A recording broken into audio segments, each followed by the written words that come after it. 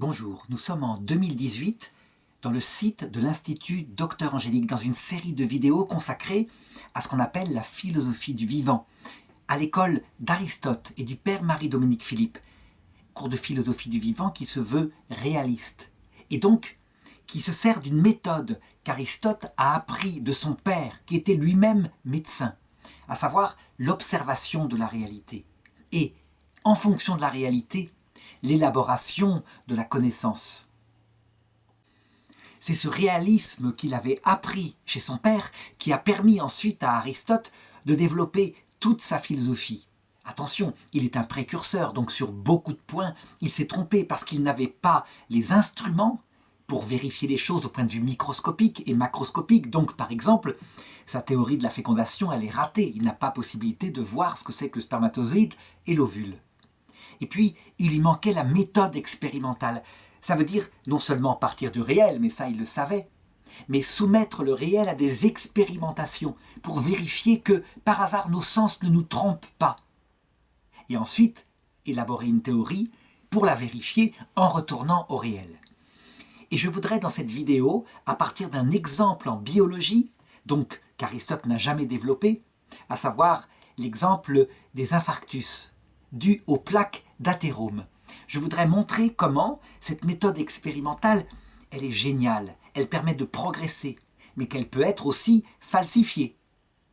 Tout dépend si d'abord on se fonde vraiment sur l'expérience et si deuxièmement on est capable de soumettre ses intuitions à l'expérience, même si l'expérience ne correspond pas à ses intuitions. Alors, je voudrais raconter une aventure scientifique qui va être une illustration parfaite de ce que c'est que le réalisme et d'autre part l'absence de réalisme, qui va aussi démontrer comment la biologie, la médecine même, eh bien, font partie quelque part de la philosophie, mais évidemment du côté de l'étude de la matière. La philosophie, elle va bien plus loin, elle étudie aussi le psychisme, l'esprit, tout ce qui est réel finalement, dans un être humain, dans un animal, dans le monde. Donc l'aventure que je vais raconter commence dans les années 50 aux États-Unis d'Amérique. La guerre s'est terminée depuis peu de temps, mais l'Amérique n'a pas connu la crise comme l'Europe, l'envahissement des nazis, etc. C'est donc un pays très riche qui finalement vit un peu ce que l'Europe vivra dans les années 60. Si bien qu'à cette époque-là, on va voir apparaître aux États-Unis une épidémie d'infarctus du myocarde chez des hommes de 50 ans qui sont bien en chair, qui mangent pas mal, mais qui manifestement sont jeunes, étaient en pleine santé et qui brutalement meurent comme ça, le cœur étant entouré de graisse. Les autopsies qui sont faites à cette époque-là manifestent que, en fait, les artères coronaires, donc celles qui entourent le cœur, qui alimentent le muscle cardiaque, leurs artères sont bouchées par des caillots de graisse qui ont empêché à un moment donné le sang de passer, ce qui a provoqué un arrêt de l'alimentation sanguine du muscle cardiaque, et donc une partie du muscle est morte, et la personne, souvent, est morte avec.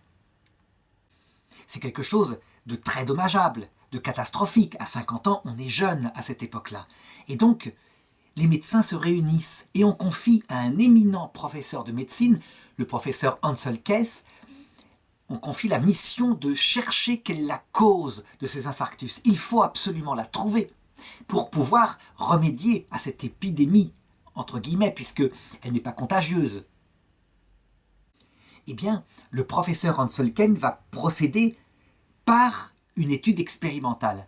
Ça veut dire qu'il va chercher, à travers l'expérience qu'il va pouvoir recueillir dans le monde entier, ce qui se passe de particulier aux États-Unis et qui pourrait expliquer ces infarctus. C'est ce qu'on appelle l'étude des 7 pays. Ça veut dire qu'il élabore un questionnaire qu'il envoie en Europe, dans certains pays, en particulier la Suède, qui a beaucoup d'infarctus, l'Italie, qu'on a moins, mais bien d'autres pays de ce genre, et c'est toujours le même questionnaire qu'il envoie à des collègues médecins en leur demandant d'étudier la proportion d'infarctus qu'il y a dans leur population, les causes des infarctus aussi, mais d'autres critères qui pourraient l'expliquer, comme le régime alimentaire du pays, les habitudes alimentaires des patients, pour voir si on pourra trouver dans ces habitudes alimentaires, parce que c'est l'intuition du professeur Keys, si on pourra trouver la cause. Et quelques années plus tard, les études lui reviennent. Et les études, il les met en graphique, sur un papier. Il regarde, donc il met en parallèle le taux d'infarctus et le régime alimentaire. Il retient 7 pays dont il se rend compte que, en augmentant le taux de graisse qui a été mangé par les habitants, on a une ligne droite du nombre d'infarctus. Ça veut dire que, par exemple, le régime méditerranéen en Italie, où il y a peu de graisse animale qui est mangée, où il y a des légumes frais, où il y a des choses comme cela, les infarctus sont très peu nombreux. Et au sommet, un pays comme la Suède, qui mange beaucoup de graisse, beaucoup de charcuterie, etc., le taux d'infarctus est majeur.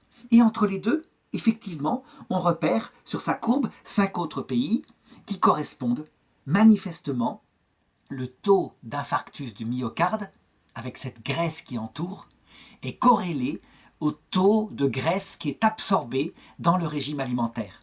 Et les États-Unis de cette époque-là, qui ont un régime de plus en plus gras, avec déjà des hamburgers et des choses comme ça, eh bien, il est justement placé là où il le faut dans la courbe.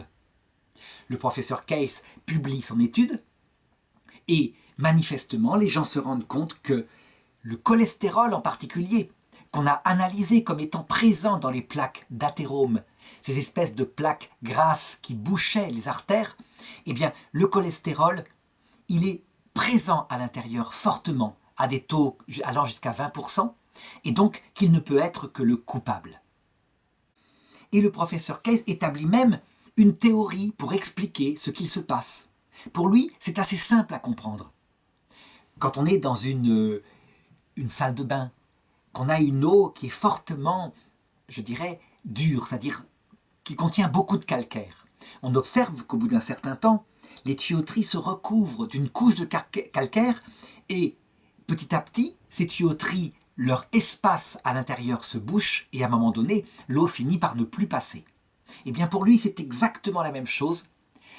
Les artères et les veines d'une circulation sanguine qui est trop fortement chargée en cholestérol finissent par s'encrasser, comme ces tuyauteries de cuisine, et à un moment donné, elles se bouchent. Voici un schéma qui manifeste très clairement et très logiquement la théorie qu'on élabore à cette époque-là pour expliquer les infarctus du myocarde par les plaques d'athérome. Voici à gauche une artère normale, avec sa lumière, ça veut dire son espace où passe le sang qui est parfaitement libre, et à droite, une plaque d'athérome qui s'est formée. Et on le voit dans la première théorie, celle de la graisse qui se colle le long de ses parois, eh bien, ça correspond, on dirait vraiment une conduite d'une machine à laver qui est encrassée par du linge, des substances, etc., qui se sont déposées à la surface. L'étude se répand dans le monde entier, et évidemment, à partir de cette époque-là, le cholestérol devient l'ennemi à abattre, l'ennemi du cœur, l'ennemi, je dirais, de la survie. Et on le poursuit partout, si bien que partout en Europe occidentale, en particulier dans les milieux féminins, se répand l'idée qu'il faut diminuer au maximum le taux de graisse dans sa nourriture, sous peine de détruire la santé, en particulier de son mari. Il faut dire que parallèlement, grâce à l'étude microscopique de ce que contient le sang, eh bien, les études sur le cholestérol s'approfondissent. On se rend compte que le cholestérol, qui est donc une graisse, ne flotte pas librement comme ça dans le sang, qui est plutôt aqueux, mais qu'il est toujours lié à une protéine, si bien qu'il forme une espèce de complexe qui peut se mélanger dans l'eau. On sait bien que la graisse et l'eau, ça ne se mélange pas, tandis qu'une lipoprotéine, là, ça se mélange. Et on s'aperçoit qu'en fait, il y a 2 sortes de lipoprotéines.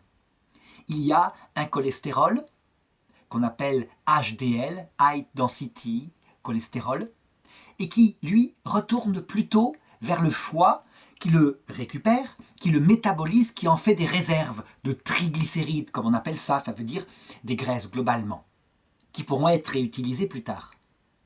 Et il y a un autre cholestérol qui aussi est produit par le foie, qu'on appelle le LDL, le low, donc basse densité pour le cholestérol de basse densité, qui, lui, a une faculté à pénétrer à l'intérieur de toutes les cellules du corps, où il est fort utile. parce qu'il participe à la fabrication des membranes cellulaires. Il fabrique aussi les diverses pores, les portes d'entrée qui permettent aux substances de traverser la paroi cellulaire pour entrer à l'intérieur des cellules ou pour en sortir. De même, en analysant les plaques d'athérome, on se rend compte qu'elles sont principalement constituées de LDL, donc de cholestérol qui se dirige vers les cellules, qu'on va appeler à partir de ce moment-là le mauvais cholestérol. Il y a donc un bon cholestérol qui va vers le foie, qui ne se met pas tellement dans les plaques d'athérome, et un mauvais cholestérol qui se dirige vers les cellules et qui se colle le long des parois cellulaires tout au long de la vie jusqu'à provoquer le décès du patient.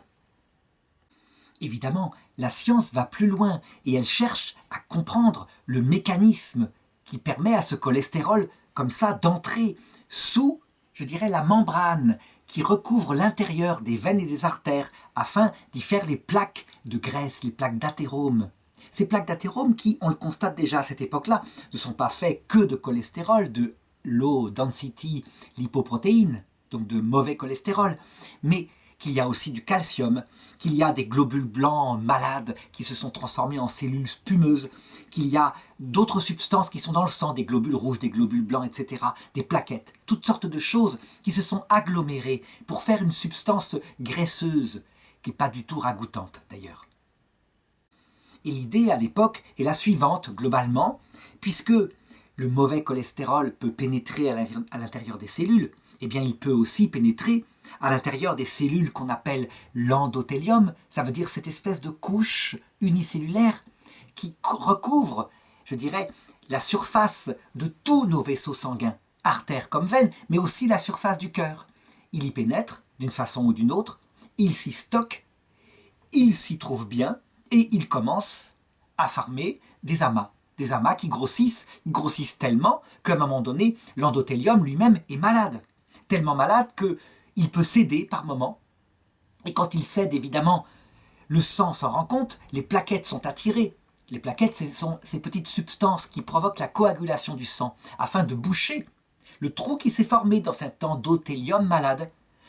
Donc un caillot se forme, de la fibrine, ça veut dire des substances qui peuvent coaguler, arrivent avec toute une cascade de réactions chimiques, et quelquefois, par le fait que cette plaque d'athérome a légèrement cédé à un endroit, eh bien il se forme un bouchon, un caillot sanguin, qui vient provoquer un infarctus. L'infarctus, c'est quoi? C'est simplement une artère qui bouche, qui est bouchée. Et donc, tout ce qui est en aval de cette artère, là où le sang devrait alimenter en oxygène, en nutriments, n'est plus alimenté. La partie en question entre en souffrance, elle meurt, elle se nécrose. Quand ça touche évidemment à une partie du cœur, c'est gravissime. Quand une partie de la paroi cardiaque qui bat est en nécrose, on imagine les conséquences, évidemment. C'est ce qu'on appelle l'infarctus du myocarde.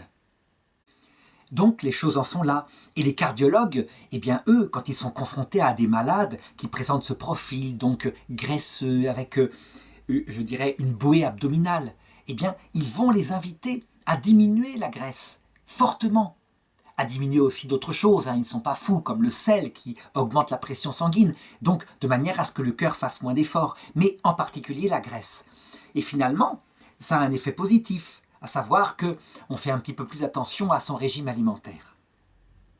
Et voilà que tout d'un coup, en 1994, voilà que dans un congrès de cardiologie en Amérique, une nouvelle stupéfiante est annoncée. On a découvert une substance chimique qui a la propriété de faire chuter de manière drastique le taux de LDL, donc de mauvais cholestérol, dans le sang. C'est fantastique. Un participant de ce congrès, cardiologue de l'époque, raconte que lorsque la nouvelle fut faite, avec les résultats expérimentaux, donc le taux de cholestérol fortement diminué, les cardiologues étaient enthousiastes, ils s'embrassaient presque. Et véritablement, on avait trouvé la solution à leur problème d'infarctus. Une solution miracle, une simple pilule qui allait sauver des millions de vies à cause de ces régimes un peu trop gras. Ces substances s'appelaient les statines. Les statines qui étaient effectivement efficaces. On en donnait aux malades cardiaques et on voyait une chute drastique du nombre de récidives des infarctus. Au point qu'à un moment donné, un cardiologue enthousiaste avait fini par dire que c'était une substance tellement miraculeuse qu'il faudrait presque la mettre à disposition de tout le monde dans l'eau minérale, afin que tout le monde puisse en profiter, ne serait-ce que par prévention. Évidemment, on imagine les profits gigantesques que firent le laboratoire qui avait découvert ces substances. C'est des dizaines de milliards dans le monde entier, des milliards de dollars, des centaines de milliards. Je dirais même que les cardiologues enthousiastes non seulement s'en servaient de manière curative, donc suite à un premier infarctus, mais de manière préventive. Ça veut dire pour des patients qui présentaient un profil qui peut-être aboutirait un jour à un infarctus parce que déjà des plaques d'athérome s'étaient formées dans leurs artères. Et donc, tout va bien dans le meilleur des mondes. On a trouvé la cause, le mécanisme, le remède. Jusqu'en 2005. En 2005, où ça se passe toujours comme ça, des jeunes médecins ont des doutes par rapport à ces études de cet Ansel Kahn qui est mort depuis longtemps. Mais des doutes, vraiment. Quelque chose ne colle pas. Les résultats attendus ne sont pas aussi importants qu'on devrait avoir. Et donc, ils décident de se procurer les archives de ce professeur des années 50 et de regarder un petit peu ce qu'il en est. Et là, stupéfaction. On se rend compte que ces études, il les a falsifiées. En réalité, il n'a pas interrogé seulement 7 pays, il a interrogé peut-être 12 ou 15 pays, et tous les pays qui n'entraient pas dans sa théorie, avec cette fameuse courbe en ligne droite si magnifique, où le taux de cholestérol était parfaitement corrélé au taux d'infarctus, eh bien, il ne les avait pas fait figurer. Et en particulier, un pays connu pour sa bonne cuisine, la France. La France, paradoxe total, le French paradoxe.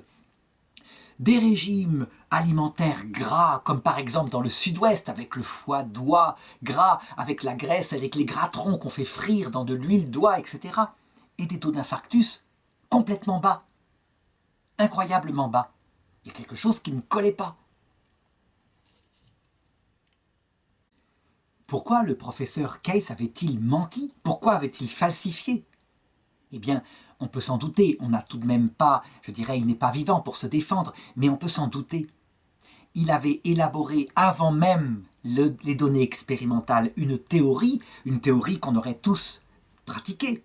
On ne peut pas nier que les plaques d'athérome, c'est de la graisse quelque part, même si ça n'en contient que 10 à 20%. Et à partir de cette théorie, il avait fait coller son hypothèse élaborée au réel et non pas l'inverse. Ça veut dire être capable de changer sa théorie parce que le réel lui disait autre chose. S'il avait pris toutes les études, il se serait rendu compte que son mécanisme ne collait pas, que la graisse intervenait effectivement dans la fabrication des plaques d'athérome, mais que elle n'était pas forcément la cause. Je dirais, ce diable qui expliquait tout. Il y avait peut-être un autre mécanisme.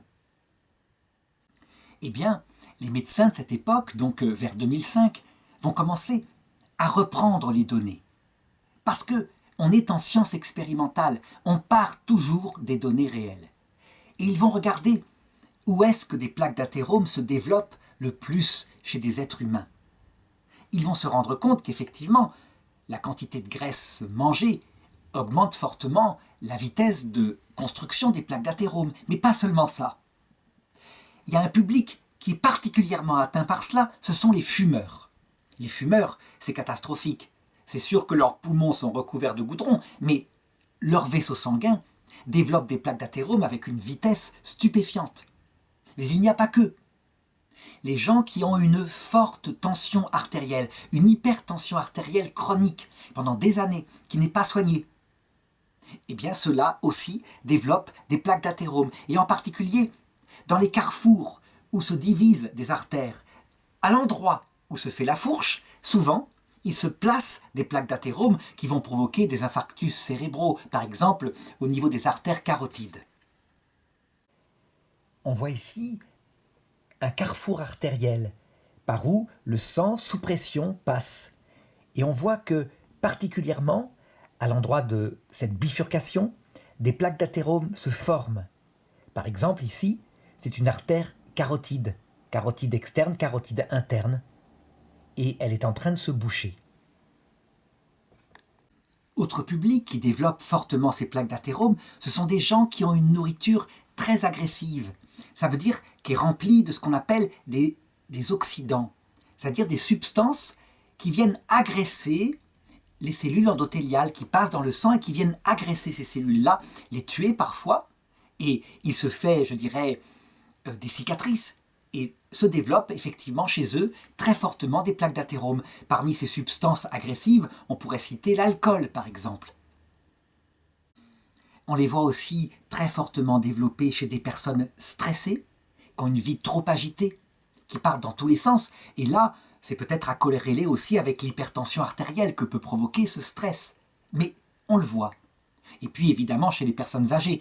Et ça tout simplement parce que avec l'accumulation des âges, les plaques d'athérome forcément ont grossi. Donc on le voit, si le cholestérol, le mauvais cholestérol, a un rôle, on ne peut pas nier que l'hypercholestérolémie, c'est-à-dire trop de cholestérol dans le sang, fait grandir les plaques d'athérome beaucoup plus vite, c'est un facteur parmi d'autres.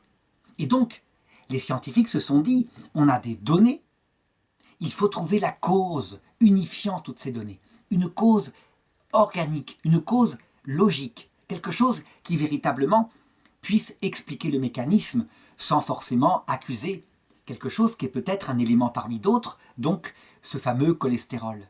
Le calcium aussi est très présent dans les plaques d'athérome, pourquoi pas l'accuser à la rigueur? Alors, qu'est-ce qu'il y a de commun à tous ces éléments? Eh bien, c'est assez simple.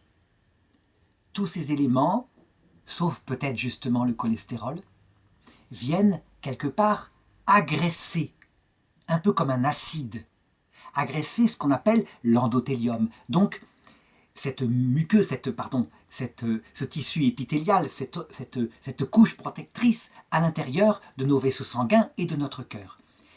Elles viennent l'agresser de plusieurs façons. Par exemple, les radicaux libres, donc ces espèces d'acides qu'on pourrait caractériser comme de l'hydrogène agressif, vient tuer des cellules tout simplement en agressant, en passant dans le sang et en agressant leur surface. Pour ce qui est de la tension artérielle, eh bien, elle produit, je dirais, une extension du vaisseau sanguin et en particulier des artères et donc des microfissures de l'endothélium. Ces microfissures, eh bien, puisqu'il y a une fuite, quelque chose qui ne va pas, forcément, elles doivent être réparées par les facteurs de coagulation qui sont présents dans le sang. Prenons l'alcool, prenons le tabac, c'est pareil. Ça agresse l'endothélium. Ça, c'est une chose qu'on constate. Si on voulait comprendre ce que c'est que l'endothélium, on pourrait le comparer à la surface en téfale d'une poêle téfale, cette surface extrêmement lisse, presque brillante, et on fait cuire quelque chose à grand feu, comme de la graisse, ça n'accroche pas. Eh bien c'est ça. C'est une petite peau qui a la propriété d'empêcher la coagulation sanguine, et le sang glisse dessus, impeccablement, sans former de caillots. Évidemment, quand cet endothélium est agressé d'une façon ou d'une autre, qu'une petite faille apparaît, qu'est-ce qui se passe? Eh bien, immédiatement, se mettent en place ce qu'on appelle les facteurs, la cascade des facteurs de coagulation. Ça veut dire que le sang qui contient des plaquettes repère cette faille qui s'est créée, qui peut être par exemple due à une extrême tension artérielle qui a provoqué cette petite faille. Les plaquettes mettent en place la chaîne de la coagulation, arrive la fibrine, mais il y a autour de cela des globules rouges, il y a du calcium qui se promène dans le sang, il y a du cholestérol, donc des lipoprotéines, qui elles ont tendance à te diriger vers ces cellules pour y pénétrer, pour les nourrir. Résultat, il se forme un bouchon qui vient combler la faille, et ce bouchon, il est anormal, ça n'aurait pas dû exister. Donc, au lieu de disparaître, il a tendance à rester là où la faille a eu lieu, à se mettre d'ailleurs en dessous de l'endothélium parce que des cellules recolonisent la faille et viennent rétablir, je dirais, l'étanchéité de ce vaisseau sanguin. Le problème, c'est que la présence en dessous de l'endothélium d'une substance un peu graisseuse qui contient aussi des globules blancs qui sont venus à la rescousse, donc des monocytes, qui ont essayé d'avaler, je dirais, tout ce magma de cholestérol, et qui sont donc morts, qui sont devenus plutôt des cellules un peu spumeuses, qui sont comme ça, eh bien, cette petite plaque-là de graisse contenant du calcium et toutes sortes de choses rend plutôt malade l'endothélium qui maintenant le recouvre. Et cet endothélium est donc fragilisé. Ce qui veut dire qu'à la prochaine crise, par exemple d'hypertension, c'est lui qui va lâcher en premier.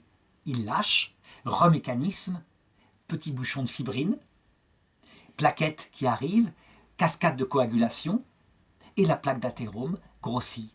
Elle grossit à cet endroit-là, et c'est pourquoi on voit sur les vaisseaux sanguins très nettement cette espèce de bosse qui grossit peu à peu, comme on va le voir dans ce petit schéma.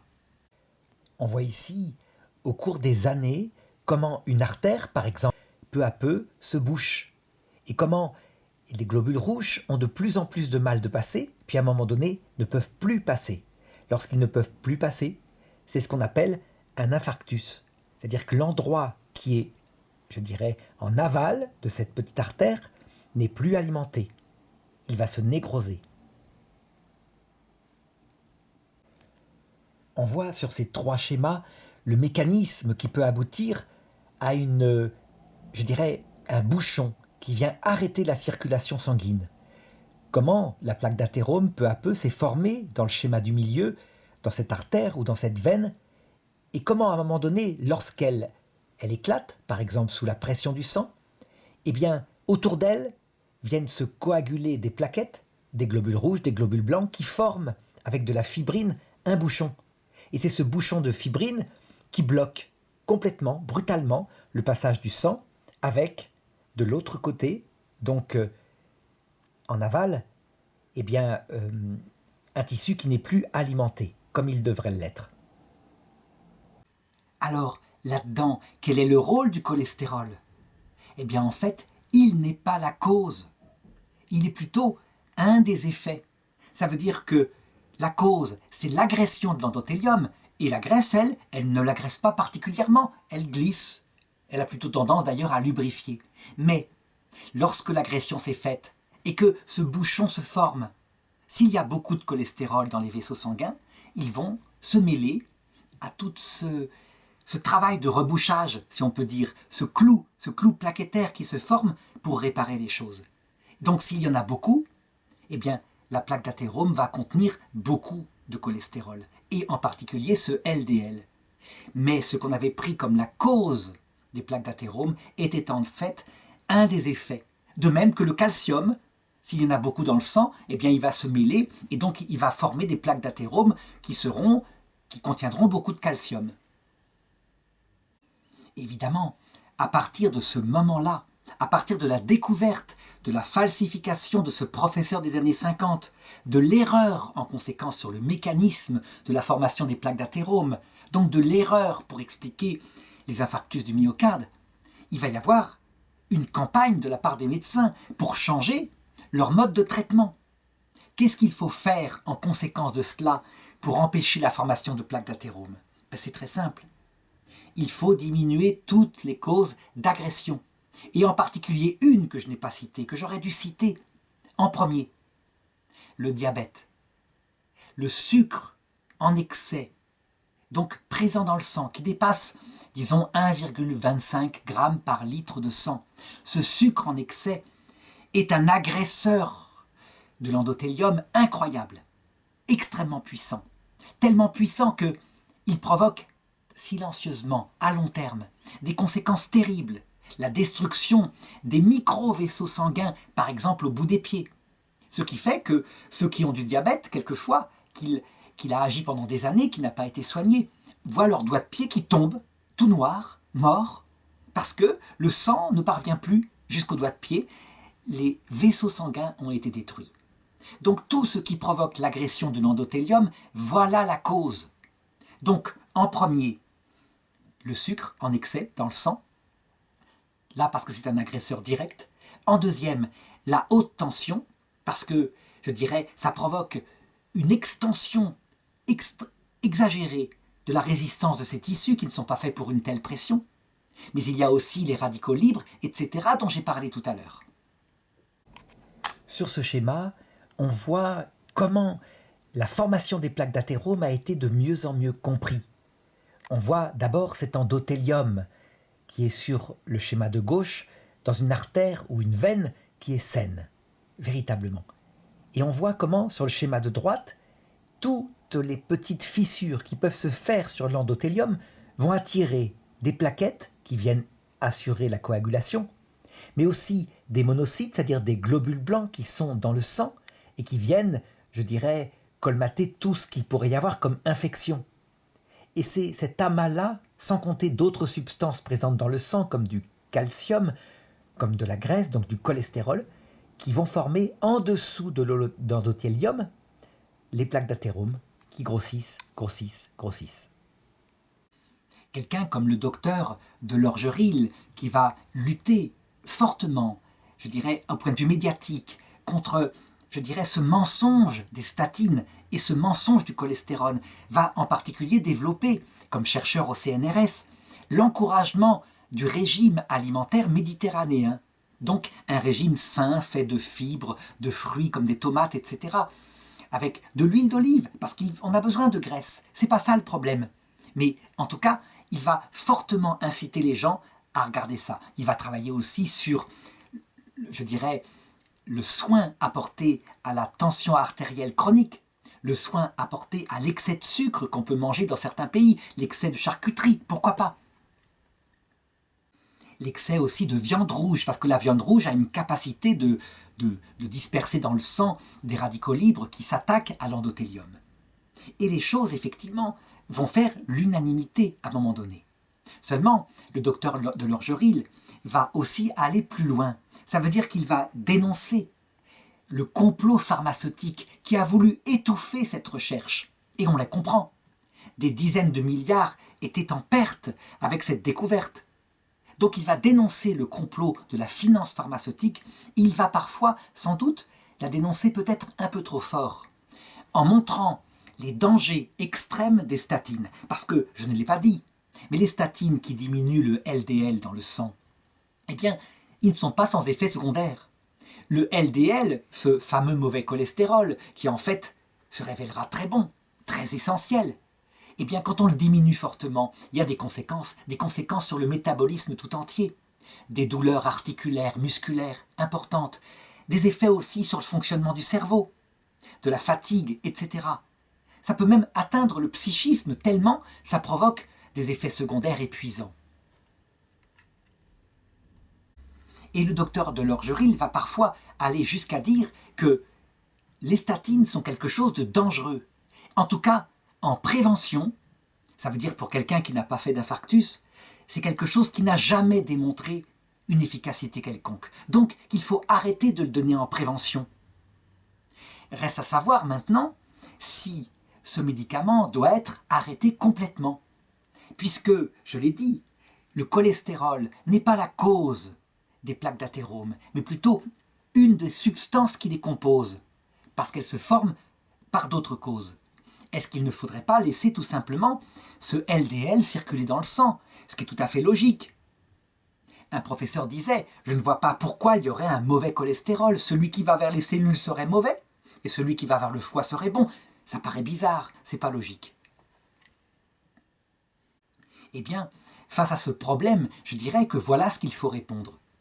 Certes, le cholestérol, le LDL, n'est pas la cause de la formation des plaques d'athérome, mais il y participe.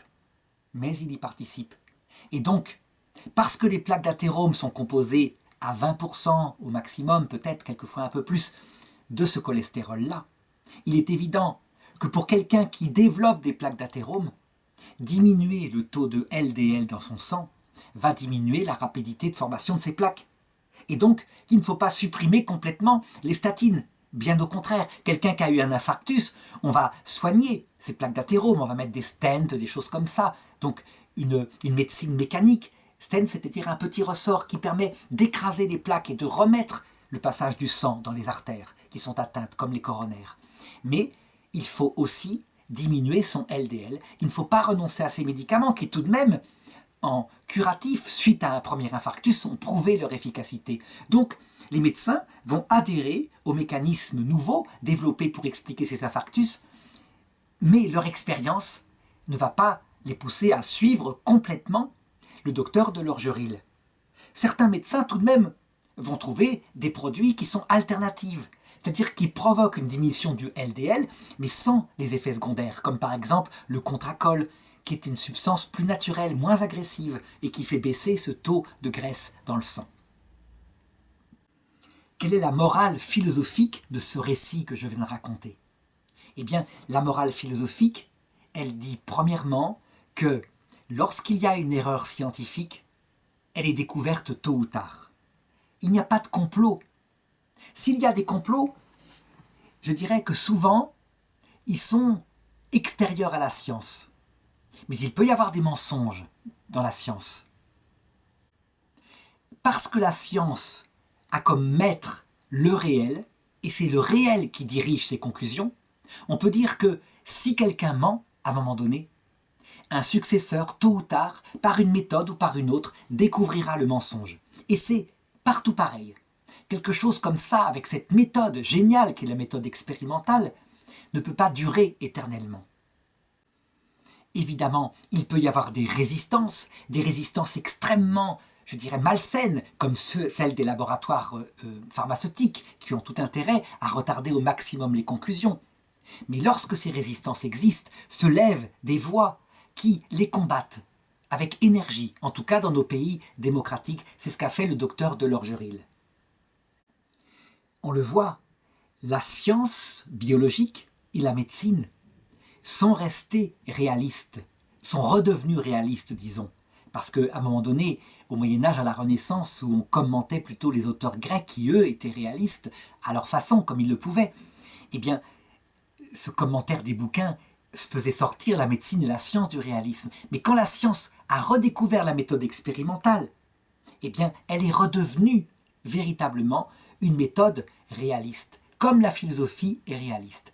Il faut espérer que ce réalisme-là, qui a été redécouvert par la science, sera redécouvert aussi par la philosophie tôt ou tard, et qu'on sortira véritablement des idéologies qui se sont développées aussi en philosophie, ça veut dire une espèce de construction intellectuelle, et puis on fait coller le réel, à savoir l'homme, quitte à couper la tête des hommes qui n'entrent pas dans le cadre. C'est ce qu'on appelle l'idéologie, et l'idéologie, on le voit, elle peut parfois exister en science, mais tout de même pas trop longtemps.